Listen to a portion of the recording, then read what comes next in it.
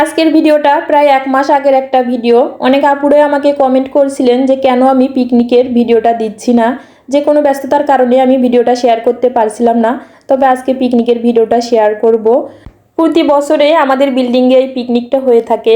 অনেক মজার মজার খাবারের পাশাপাশি অনেক সুন্দর সুন্দর খেলাও ছিল। তবে কি কি খেলা ছিল, কি কি প্রাইজ দিলাম সবাইকে, যদি জানতে চান অবশ্যই পুরো ভিডিওটা দেখতে হবে। সো হ্যালো এভরিওয়ান, আসসালামু আলাইকুম।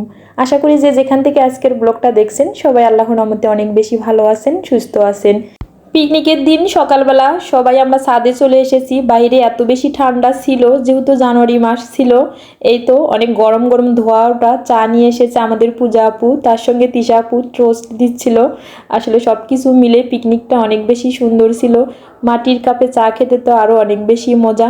সবাই যার যার কাজে ব্যস্ত ছিল, আমিও কাজ করছিলাম, তবে একটু একটু করে ভিডিও ক্লিপস নিচ্ছিলাম যা আপনাদের সঙ্গে শেয়ার করব বলে। আমাদের পিকনিকের সদস্য সংখ্যা ছিল 50 জন। যেহেতু পিকনিকটা আমাদের রাত্রেবেলা আয়োজন করা হয়েছে, এই জন্য দিনের বেলা সব কিছু রেডি করে রেখে দেওয়া হচ্ছে। সন্ধ্যাবেলা সব রান্না কমপ্লিট করা হবে, তারপর সন্ধ্যার পর থেকে আমাদের পিকনিকের খেলাধুলা শুরু হবে।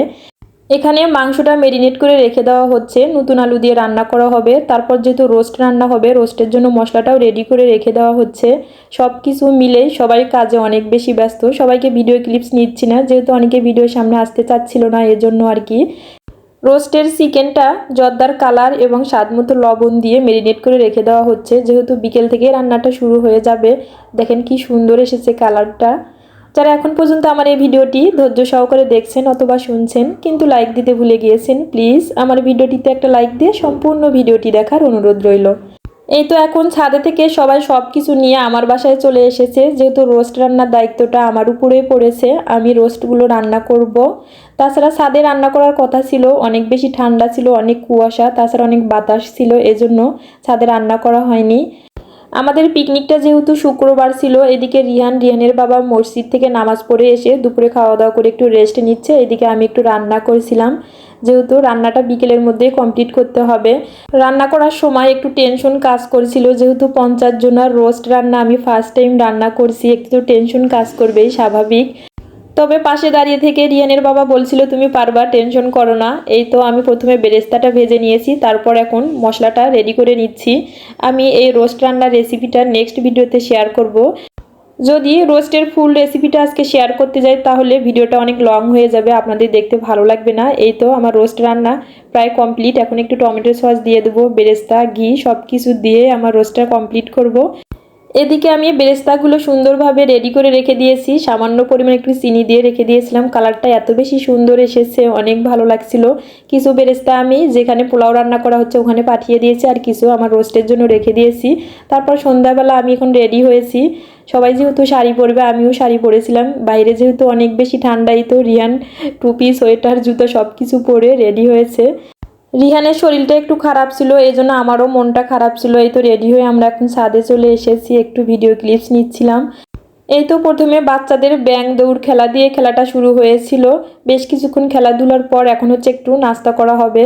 নাস্তা করার পর এখন আমাদের বড়দের খেলা শুরু। এখানে হচ্ছে বেলুন ফুলিয়ে কে কম সেকেন্ডের মধ্যে এই কাপগুলো ফেলে দিতে পারে আর কি, বেলুন দিয়ে ফেলতে হবে। অনেক বেশি মজার ছিল খেলাটা। তারপর হচ্ছে এখানে একটা মিলানো খেলা ছিল, 1 থেকে 10 পর্যন্ত লেখা থাকবে, কে কম সেকেন্ডের মধ্যে 1 থেকে 10 পর্যন্ত মিলাতে পারবে সে ফার্স্ট সেকেন্ড থার্ড হবে। এই খেলাটাও অনেক বেশি মজার ছিল, আরও অনেক খেলাই ছিল।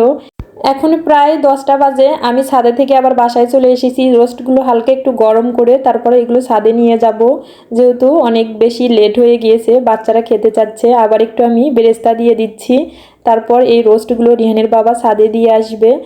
আমার রোস্ট রান্নাটা সবাই বলছিল খেতে নাকি অনেক বেশি মজা হয়েছে, জানি না আমি কতটুকু পেরেছি। আমাদের পিকনিকে 7 পদের রান্না করা হয়েছিল। শেষে আমি ভিডিও ক্লিপসটা নিতে পারিনি, আমি যেহেতু বাসায় চলে এসেছিলাম। সবার খাওয়া দাওয়া প্রায় কমপ্লিট, এখন হচ্ছে আমরা খেয়ে নিচ্ছি, তো আমি একটু খাচ্ছি। তাহলে আজকে এই পর্যন্ত। পান খেতে খেতে আপনাদের কাছ থেকে বিদায় নিয়ে নিচ্ছি। আজকে পিকনিকের ব্লগটা আপনাদের কাছে কেমন লেগেছে, যদি ভালো লাগে অবশ্যই একটা কমেন্ট করে জানাবেন।